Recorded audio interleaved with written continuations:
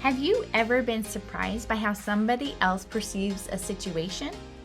Me too. So it's very interesting about perspectives because really the truth is none of us have the full truth. And so it's important to recognize that we all are at different places with different filters, and we all look at things differently. And our filters come from a number of things. It could be how we were raised, it could be our experiences, but because of that, we're going to have all of us will have a set of glasses when viewing a situation, and that is huge to understand. And then we naturally have a bias.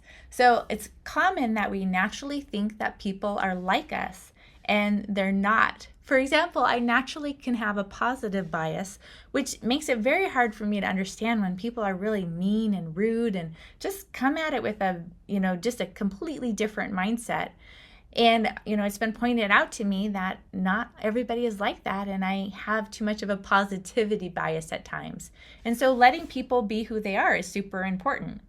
So let's give an example of how life is like a beach ball. Basically, we're all on this beach ball, and when looking at a situation, we're all a different color on the beach ball, whether it's blue or green or yellow. So let's look at an example of this. So let's say we have a person that's really finds themselves interested in numbers and finance, and we have a person that's really tends to care about safety, and then we have a third person that tends to be more relational focused.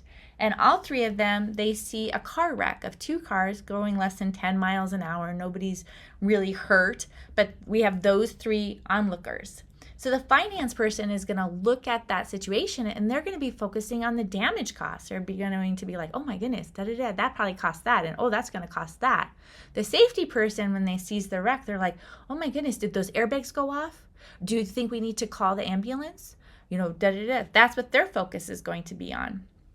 And the relationship person might be wondering, oh, it looks like they're okay. Gosh, do they have some family that's going to let them borrow a car? Or do they have someone to talk to about this? Because this could probably feel kind of traumatic. So they're thinking of it differently. And that's really how we all are. We're all very different, and we look at life differently. For me, my life was the kind girl doing the right things, being a Christian, marrying a Christian guy. And really, the relationship was very destructive to me. And I ended up in the psych ward twice and got labeled bipolar at the time. And it was just a very challenging, awful situation. And so there wasn't mutuality in working things out. And so I chose a divorce. And then I just questioned myself. I questioned all the whys and questioned my beliefs that got me there, and all of my people pleasing and my serving, and really had to rediscover myself and healthy relationship with God and myself and others. And it was a process. So I created the Unravel notebook, and that was the process that helped me go from that situation to living a life abundantly as a realtor and a life coach, and really thriving in a beautiful marriage. And that's what I want to help others do as well, and create their life by intention to live brighter one day at a time. So what's the application or the help of knowing that we're all kind of like life on a beach ball? Well, let's talk about that. There's some great relational application, and this is how it helps. We're not mind readers, and we all think differently.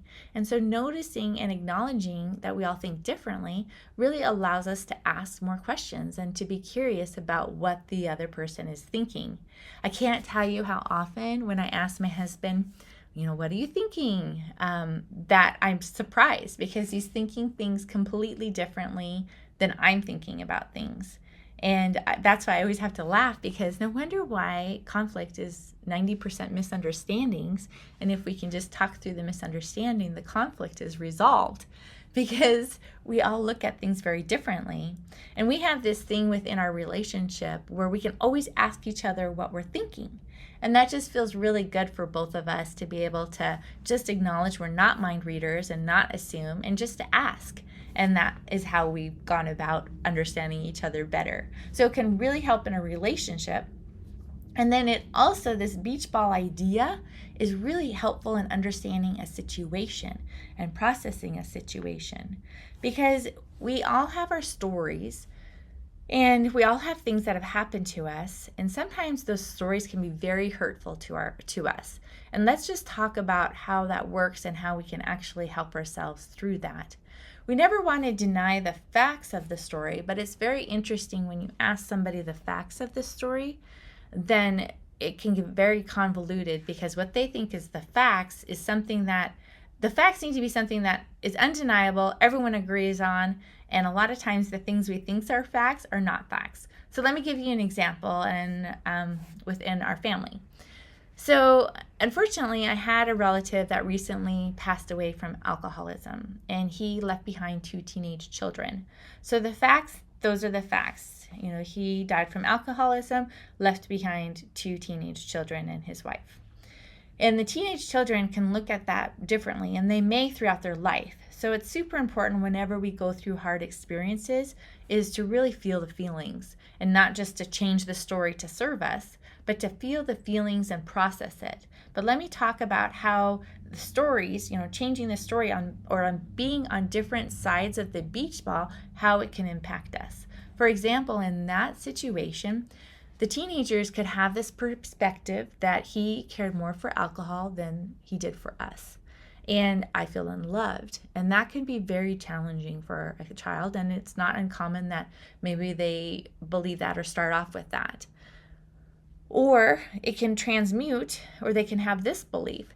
He had a problem from his past and he was buffering with alcohol. And then that could create compassion for him. And that's going to create a whole other set of a whole other set of beliefs. But it's not a belief that says I'm unlovable or I'm not loved. Or it could be my dad was not there for me emotionally because of alcohol, of his own challenges. And so I'm learning to be there for myself emotionally. And that could create a whole different set of beliefs and ideas. Or it could be because I had an alcoholic father and he passed away from it.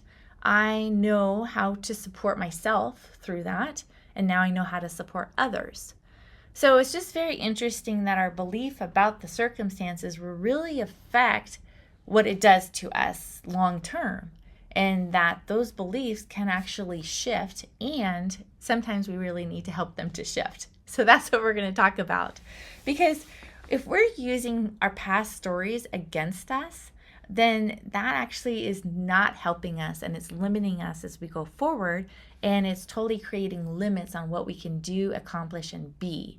So if we're recycling these stories, it's very important to be aware of them and to know that we can change them by being on just a different color of the beach ball.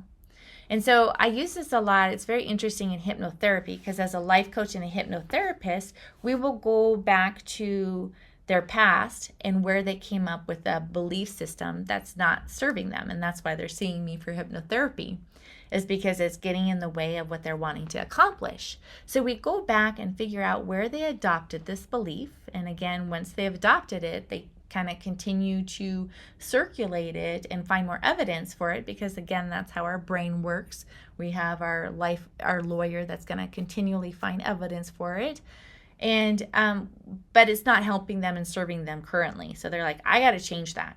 So we go into their past, into the stories where that created the feelings and the beliefs that's not serving them. And then in hypnotherapy, we can switch that belief to something that is serving them and heal those memories and those pasts and create a new belief.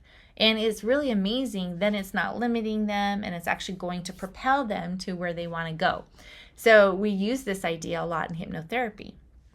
I will say something that's super important when we are talking about destructive relationships is you really know you're in a destructive relationship when there's a huge, strong tendency for that person to want you and believe that there's only one perspective or one way to look at life. And that's what I had to deal with for 22 years. I mean, there was just one truth and one way to look at things, and he really didn't believe in other perspectives. And that was very difficult because there wasn't any room for my thoughts, feelings, or how I saw things. And that goes into gaslighting and trying to change someone's reality, and that can be really bad and not good for us. So really be aware that if somebody is constantly trying to change you to their reality and does not honor your thoughts and beliefs, that is a big red flag. So that's my thoughts about this as far as, looking at perspectives. And in destructive relationship, it's super important that when people show their true colors, to believe them. You must believe people when they show you their worst. And that's very important, because it's not how people act at their best that makes the relationship destructive. Everybody can act wonderful and nice. It's how they act at their worst that reveals if it's a destructive relationship. So it's amazing how many times I've been, talking to people and they've gone through all sorts of destructive and abusive things, but they're like, oh, but he was so nice, da da da da. That doesn't matter. I don't give a shit. It's like who people are at their worst is what defines a destructive relationship. And you just have to believe who they say that they are and just trust that that's who they are and go with that as far as your information, not on how they can be when they're being good. For the rest of us, understanding that life is like a beach ball is hugely important, because then it creates a curiosity, like, well, how do you perceive that, or how do you understand that? And knowing that it's okay to have different ideas and beliefs, and you don't have to conform to other people's ideas and way they see things, but we can always be curious and understanding. And that's why I think it's important to process our stories, the things that we're telling ourselves that we're using against us, with this beach ball approach. And what I mean by that is, think of a story that you're using against yourself. Like, it could be something as simple as like, I'm not good at math. And it's because I'm not good at math because this happened, da da da da. I'm not good at math. But I could actually look at that situation where I started to believe that, and I could look at that situation 5 different ways, like the 5 different colors of the beach ball, and be like, you know what, there's a new way to look at that. And if I focus on this way, it's actually going to be better for me as far as what I'm going to be able to do in the future, and not going to limit me, and it's not going to be used against me to hurt me. And I think that's huge, to process things that way and to be intentional about processing our stories so that they actually serve us. And some people might think, well, that's kind of a little delusional. But honestly, all of our stories about the facts are a little delusional. They're all just perceptions. And so changing it to something that serves us is very important, but not after we haven't felt the feelings. Like, we really do have to process and not resist the feelings, or not, or also not just swim in the feelings all the time. That doesn't help us either. So we do need to process our feelings. That's super important. So what story have you been using against yourself?